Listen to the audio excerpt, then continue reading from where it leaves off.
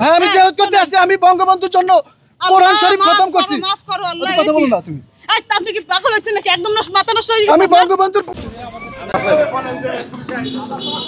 দর্শক আমরা দেখতে পাচ্ছি ভাই এগুলো একটু ক্যামেরা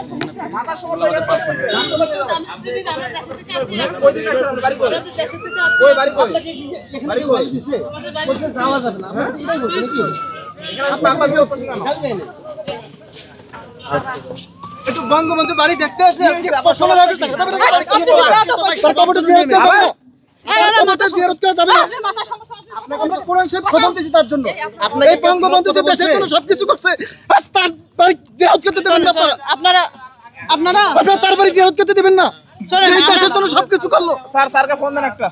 এই দেশের জন্য যে সবকিছু করলো তার কবরটা জিয়ারত করা যাবে না আজকে।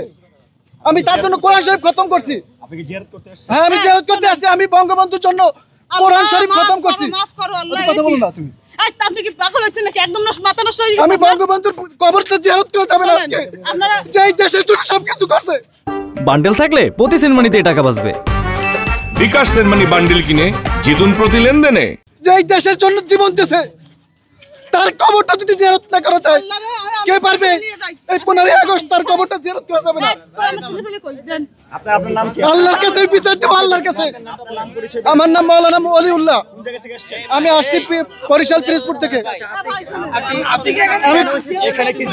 আমি জিয়ারতের উদ্দেশ্যে আসছি। আমার পরিবার সহ আমরা বঙ্গবন্ধু তার বাড়িতে আজকে এইভাবে নির্মমভাবে 15 আগস্ট থেকে শহীদ করা হয়েছে। আমি আসছি তার জন্য কোরআন শরীফ খতম করছি। দুইটা খতম দিছি আমি। দুইটা খতম দিছি তার জন্য জিয়ারত করবো তার বাড়িতে। আমি তার নির্মমভাবে যারা 15 আগস্ট তার সব পরিবারকে শহীদ করছে এই দেশের জন্য। ব্রিটিশরা তারা এই ব্রিটিশদের বিরুদ্ধে আন্দোলন করছে। এই ব্রিটিশরা আবার এই দেশটা দখল করছে। এই ব্রিটিশ বিনিয়োগ শক্তি না আমি কোনো দল করি না। এই দেশ আবার ব্রিটিশ এবং পশ্চিমা শক্তি দখল করছে। না আমাকে প্রবেশ করতে দিচ্ছে না। আপনি কি প্রবেশ করতে এসেছিলেন? যে আমি তার জন্য কোরআন শরীফ খতম দিছি।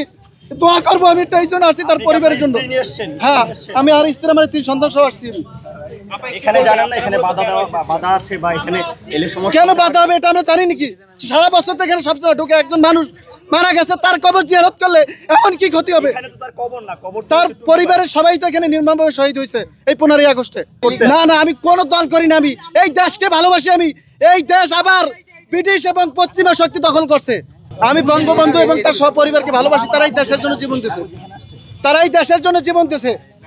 আমার ছোট আমরা সপরিবার সাধারণ আমরা গরিব মানুষ থাকি আসছি। আপনার ওয়াইফ বলছে আপনার মাথায় সমস্যা আছে। জি ওয়াইফ বলছে আপনার মাথায় সমস্যা আছে। আমি বঙ্গবন্ধুকে ভালোবাসি, বেশি অতিরিক্ত ভালোবাসি এবং সে দেশের জন্য আমি তার ওই জীবনে পড়েছি।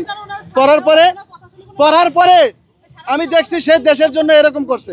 এখানে তাকে নিয়ে আসলেন আসার পরে আপনাকে আমি বলছি একটা যাবো তার জন্য দোয়া করবো, তার বাড়িতে গিয়ে একটু দেখবো।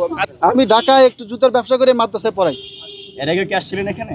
এর আগে না এখানে আসিনি। আমি ঢাকায় আসছি এই 1 মাস হয়েছে ঢাকায় আসছি। আপনি কি আওয়ামী লীগের কোনো না আমি কোনো কোনো কিছু আমি করি না। আমি বঙ্গবন্ধুকে এবং তার সপরিবারকে এই 5 আগস্টে যে তার নির্মমভাবে হত্যা করছে এই দেশের জন্য যে সবকিছু দিল আজকে তার কবরটা জিয়ারত করা কেন নিষেধ হবে?